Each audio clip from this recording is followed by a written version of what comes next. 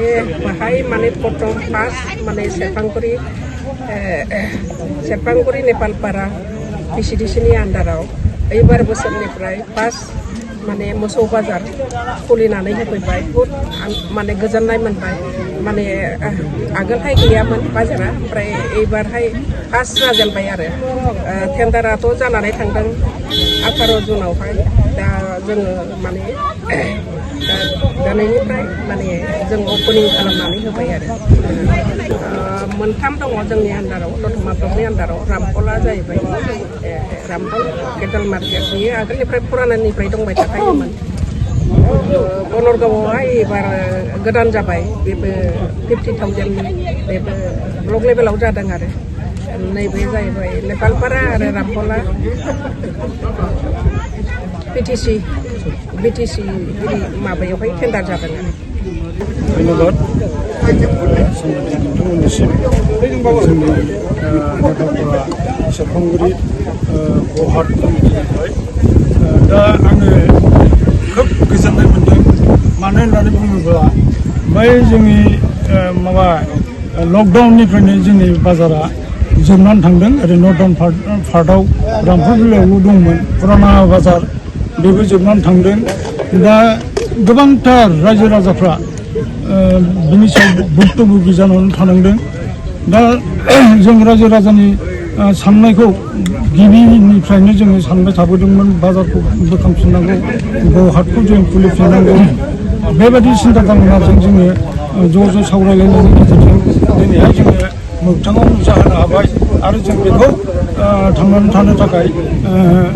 रायजो राजानि गेजेराव जोङो हाबै बुंनानै बे बाजारखौ जोङो फोथांनायाव कमिटिया स्ट्रं आरो जोङो लोगोसे बिभिन्न जायगानि बेफारिफोरखौ लेंहरनानै जोङो नैबे जायगायाव नुजानानै फाननाय बायनाय खालामनो थाखाय जोङो बिथांमोनखौबो जों खावलायगोन आरो प्रशासनिक बेलायावबो जोङो बिथांमोनजोंबो जगाजग खालामनानै जे जोङो BTCनि आन्दाराव जे गौहाटखौ खुलिफिनहोबाय दा बे गौहाट खुलिना मोननायाव जों खोब गोजोननाय मोनदों दा गतिके जाहाथे फाननाय बायनाय लांनाय लाबोनायाव प्रशासनिकनिफ्राय जेबो उसुबिदा खालामा बिनि थाखायबो जोङो प्रत्येक माने थाना थांनानै जोंनि गोदान हाथाइ खुलिनायखौ जोङो बिथांमोननो इनफरमेसनखौ जों बिजोबगोन जाहाथे जोंनि फाननाय बायनाय आरो लांनाय लाबोनायाव जेबो उसुबिदा जाया नोंथांमोननि बे मोसौ बाजार खुलिनायनि मेइन उद्देश्य थांखिया मा बिनि मेइन थांखिया जाहैबाय दिनैहाय गामियाव रायजो जानाय मानसिफ्रा दाउ अमा मोसाजों जरित अट'फोरजों जरित दङ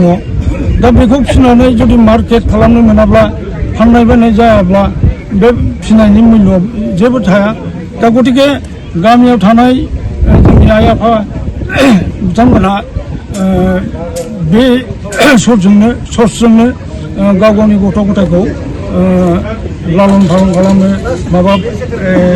गथ' गथायखौ फोरोंनायाव जथेस्थ' जोङो हेफाजाब मोनो ओंखायनो जोङो बे दाउ अमा मोसौ फारौ फिनाया जाहाथे जोंना स्ट्रंसिन जायो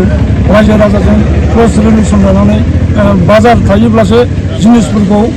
फिसिनो आरो बिनि उचित मुल्यखौ मोनोब्लासो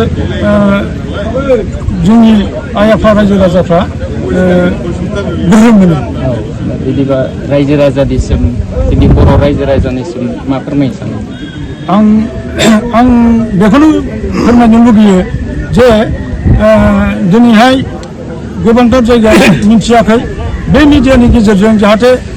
नेपालपारानि सेरफांगुरिनि बे गौहाट गोदानै खुलिनायाव रायजो राजाफ्रा लोब फैनानै जगदान होयो गावनि नांगौ माबाफोरखौ मुवाफोरखौ लाबोनानै फाननानै उचित माबा मोनो बेखौ आङो रायजो राजाखौ आं खावलायो जाहाथे प्रत्येक गामिनि प्रत्येक एरियानि प्रत्येक ओनसोलनि रायजो राजाफ्रा फैनानै जोंनि गौहाटखौ जगदान खालामफैयो आरो जाफुंसार होयो आं बेखौ खावलायहरगोन आरो। Thank you.